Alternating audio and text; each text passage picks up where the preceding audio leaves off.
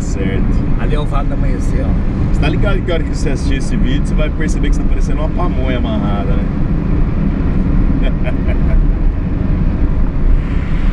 Ali atrás é a sede do Vale do Amanhecer, no Espírito Santo. O que é Vale do Amanhecer? É uma religião, uma doutrina. Tem algum chá maneiro pra tomar? Eu nunca tomei não, mas se tiver eu vou descobrir, vamos tomar, deve ser bom. Olha o Calhambeque, velho, que doido. Olha, cara do tiozinho. Pelo jeito ele tirou 0 km esse aí. O velho tem cara de rico, olha lá. Tem o Calhambeque daquele ali, tem que ter dinheiro. Olha lá o Escrevi no Facebook lá o lance que a gente tava comentando ontem de só ter não, de ter mais pentecostal do que histórico nas periferias. Nossa, teve nego dando chilique, velho. Por quê? Ah, porque os caras ficam assim, não, mas minha igreja histórica também tem projeto social, minha igreja histórica também cuida de bairro. Só que os caras não estão ligados na proporção, né? Você entra num bairro igual ali na Terra Vermelha, pra cada igreja histórica tem 50 igrejas pentecostal. Verdade, não mais. Mas é dor de cotovelo, sabe por quê? Porque quando você elogia um sistema, não faz parte do outro lado, essa divisão idiota de históricos como pentecostais, são idiotices humanas, você sabe? É dor de cotovelo, por isso que os caras ficam lá debatendo com você. Eles tinham que falar o quê? Pô, graças a Deus, né? Que tem mais dos caras, pelo menos eles estão fazendo e nós não. Ou se nós estamos fazendo pouco, mas os caras que estão bombando, porque eles são audaciosos, eles não têm problema de se agarrar por causa de estrutura. Eu achei parecido com aquela história que você falou de base missionária. Você falou que quem pega a linha de frente são os caras que não servem pra nada. São os desqualificados, são os caras que não se encaixam no sistema. Maioria. Pois é a mesma coisa, porque a argumentação dos reformados é que a base teológica dos pentecostais é fraca. Pelo menos é isso que a maioria fala. E aí os caras acham que o penteca, quando entra na periferia, tá fazendo um desserviço. Só nego passeando hoje, hoje é feriado, né? Lógico, nós estamos na praia, da rolê. Mas e aí, continua. Então, aí ele fala que o cara tá prestando um desserviço ao evangelho porque ele chega tentando empreender uma missão, plantar uma igreja sem profundidade bíblica. Só que é foda isso, né, cara? Até porque o que a gente chama de profundidade bíblica, a igreja não teve durante muitos séculos, né? E o evangelho cresceu mesmo assim. E nem tem ainda, não. É. Pouquíssimos. É um pouco de arrogância achar que só quem tem a percepção correta da escritura é a minha igreja. Então, quando o outro planta igreja, ele tá errado. Aí é legal porque você critica, mas você não vai, né? Exatamente. Exatamente. Uma vez eu tive uma aula com um cara, ele chama Paulo Roberto. Ele fundou a igreja Casa de Oração lá em Belo Horizonte. Ele tem um testemunho de muito doido, né? De banditismo. Tinha uma vida muito louca quando era jovem. Você não ia devagar pra gente não chegar cedo lá? Então vamos diminuir aqui, vamos voltar pra 120. 120 tá bom, né? Tá, e o testemunho dele? Esse cara, bicho, ele converteu e fundou essa igreja. Ele é um cara neopentecostal e etc. Tem uma base teológica lá e etc. Ele deu aula pra mim em 89. Um curso que eu fiz de liderança lá. E a aula dele não é aquela aula metódica, cheia de contextos e etc. Ele fala de experiência de vida própria, como que ele alcança as pessoas e é relevante nas comunidades que precisam de transformação. social e etc. E ele estava dando um testemunho seguinte: uma vez ele estava numa reunião enorme, cheio de líderes de várias denominações, e ele não tinha faculdade, não tem, acho que até hoje, faculdade, não tinha cursos, não tinha feito uma escola de teologia das melhores, bem conceituada, mas ele plantava igreja, estava quebrando o pau e fazendo um monte de coisa. E um dos líderes que estava nesse congresso, na mesa, na hora do almoço,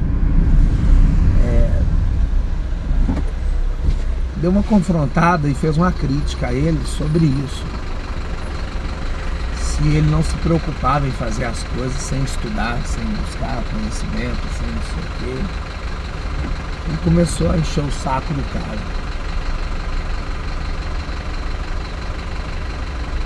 E ele já tinha plantado mais de 30 igrejas pelo Brasil fora, etc. O cara começou a zombar da cara dele no almoço. Ele perguntou pro cara: vem cá, quantas pessoas que você alcançou por Jesus Cristo esse ano? Cara, nenhuma. Quantas igrejas você já implantou na sua vida? Cara, nenhuma. Começou a fazer pergunta pro cara. O cara não tinha feito nada, o cara só era um crítico. Crítico de sala de aula de um excelente curso de teologia. Ou seja, tem que estudar, lógico. Tem que buscar conhecimento, lógico. Temos.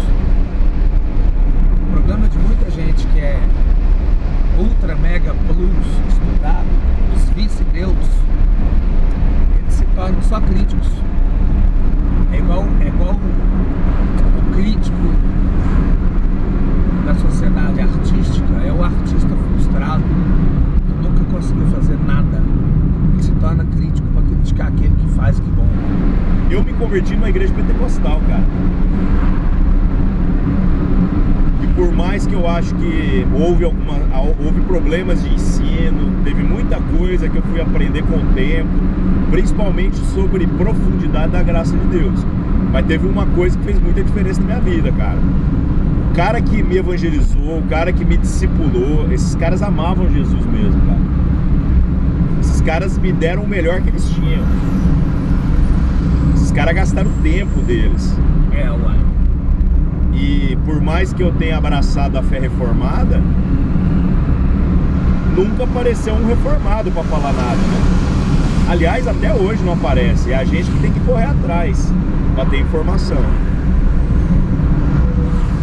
Esse é o reino de Deus.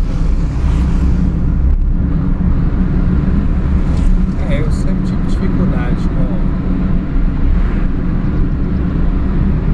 essa questão desse pessoal que só critica e não faz merda nenhuma, entendeu? Acho que o momento que eles pararem de ficar apontando para o ministério XY e ir lá nesses ministérios que eles não concordam e falar assim: olha, onde vocês têm dificuldade é aqui, então eu vou suprir a sua dificuldade. Ah, isso seria legal. Então, por exemplo, se eu entendo que o irmão tem uma crise de ensino, fala: ó, já que vocês são bons em evangelizar, querem ajuda para cuidar das pessoas, querem ajuda para discipular na igreja de vocês mesmo, eu não tô vindo aqui levar ninguém. Aí você leva seu melhor e ele te dá o seu melhor. Legal, legal. Porque aí você ajuda ele no ensino e ele te ajuda a evangelizar que você não sabe. E troca ferramentas. E sai desse ego maldito denominacional. Porque isso é uma desgraça. Porque... Bom, falando sobre denominação, eu acho que o modelo denominacional vai sucumbir ainda na nossa geração.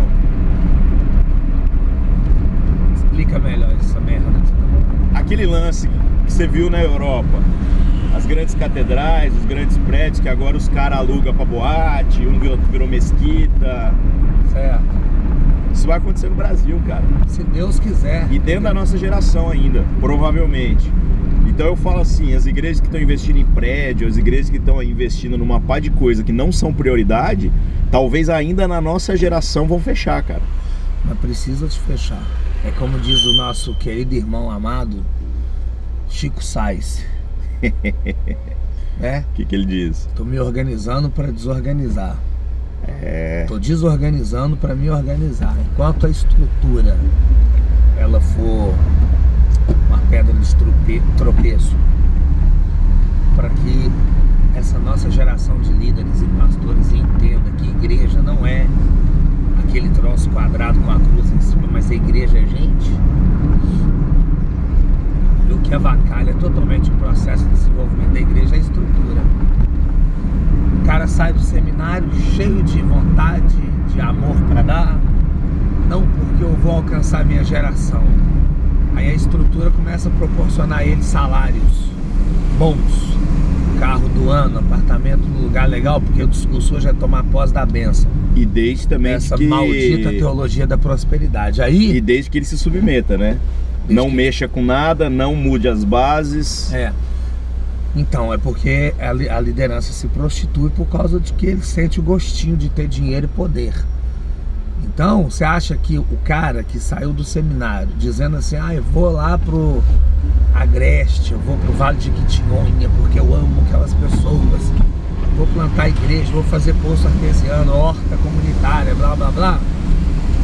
Aí ele recebe um convite do líder dele para cuidar dos jovens, porque o pastor não tem capacidade nenhuma nem de cuidar de jovem e quer importar o outro. Aí ele começa a sentir o gostinho daquilo ali, do ar-condicionado, do carrão, que não tem problema ter. Mas a questão é que ele se vende para essas coisinhas aí. Entende? E isso tudo faz parte da estrutura. Eu conheci uma igreja num certo lugar do Brasil aqui, conheço há anos esse pessoal. Gosto do pessoal, etc. Enquanto eles tinham uma estrutura, templo, que não era muito sofisticada, eles faziam altas programações.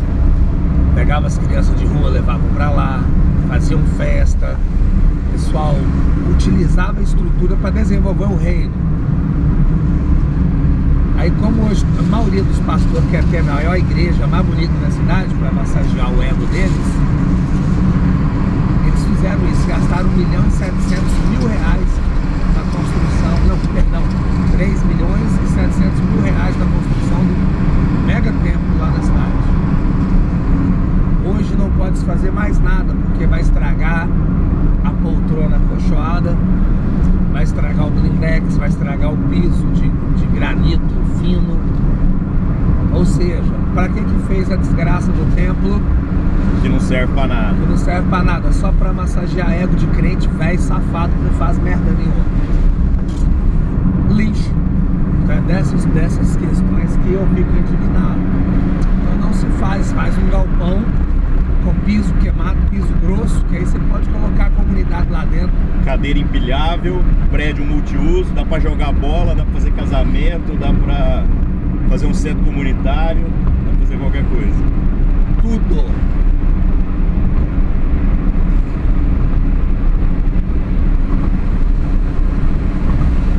Todo pastor, antes de sair do seminário, tinha que ser avaliado, tinha que fazer um curso de cidadania,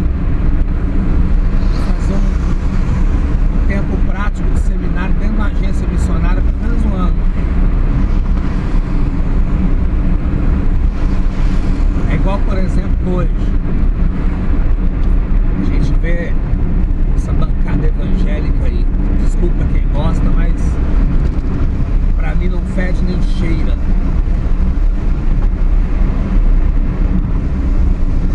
Então é péssimo testemunho e tal, que eles não renunciam o salário que eles têm, todos os aditivos empregatícios que eles ganham por fora, para dar um bom testemunho do reino. Porque só querem poder, na igreja, na política, em qualquer lugar. Militam o reino deles, não o reino de Deus. Curral eleitoral, voto de cajado. E esse ano no eleitoral não vai ser diferente. Não vai. vai, porque as lideranças não ensinam as ovelhas como votar, não denunciam o político cristão que está dando péssimo testemunho, roubando, fazendo vagabundagem. Dá pra fazer um tropa de elite só nas igrejas. E a corrupção da mesma maneira tá em todos os níveis. Do cara que vai pro culto achando que Deus tem a obrigação de dar um micro-ondas pra ele, ao pastor, político, bispo, apóstolo, sei lá que nome o cara usa, Credo. que diz que na verdade está querendo cuidar dos interesses dos evangélicos. Que é corrupção. Que é corrupção, exato. você- Até porque, qual que deveria ser o interesse do evangélico se não dá a vida por quem não é evangélico, né? É, mas é a cultura de gueto.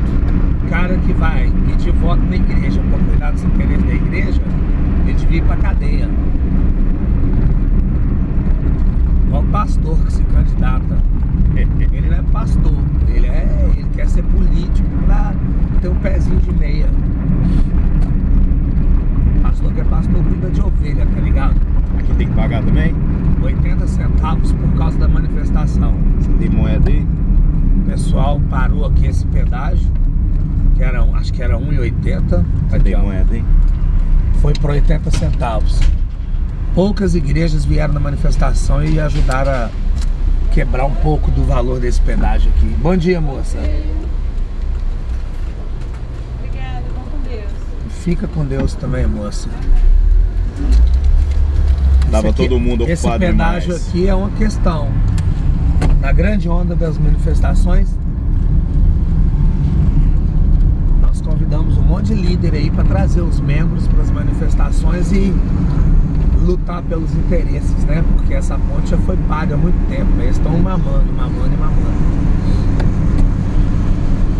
Veio uns 3 pastores que juntou o povo para vir ajudar. Um deles é o Simon, do lado da missão, que ajudou a quebrar o pau. Mas a maioria não quer saber, só quer orar, aleluia, aleluia. Mas não se interessam. Acho que o governo tinha que desenvolver uma lei onde que o templo teria que ser disponível para a sociedade, seja ele privado ou não. Porque ficar enriquecendo as custas dos outros tá errado, corrupção tá errado. Tanta coisa que se você começar a conversar e vasculhar, você vai ver que a coisa é preta.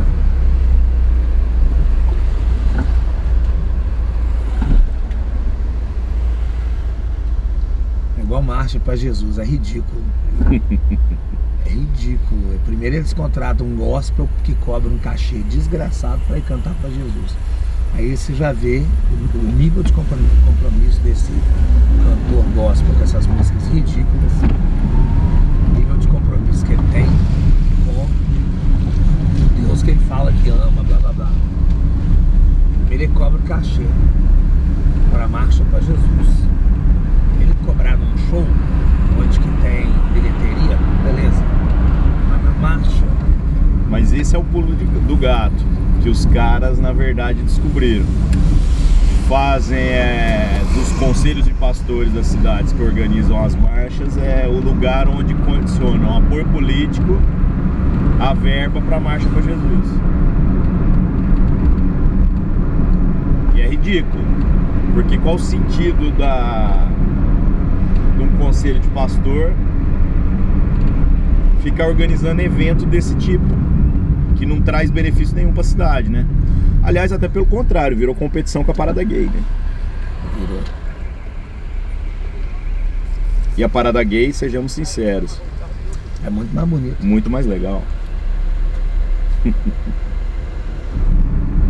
Tá legal, já que nós estamos gravando, faz um jabá aí das escolas desse ano do Você Avalanche. tá gravando essa merda? Tô gravando tudo. Filho da mãe. Segunda-feira agora começa a escola de missões urbanas extensiva, de março a junho. Julho nós vamos ter 2 escolas, comunicação e artes. Aula quebrar. Agosto Vai ter outra escola de dependência química. Em setembro vamos ter escola de fé e política, fé, história e política em Vitória e em Brasília. A de Brasília vai ser integral, de Vitória seminários à noite. E segunda quinzena de setembro, Campo Grande, Mato Grosso do Sul. Outubro, sexualidade, e novembro, aconselhamento em sexualidade. O site é o mesmo ainda? avalanchemissões.org.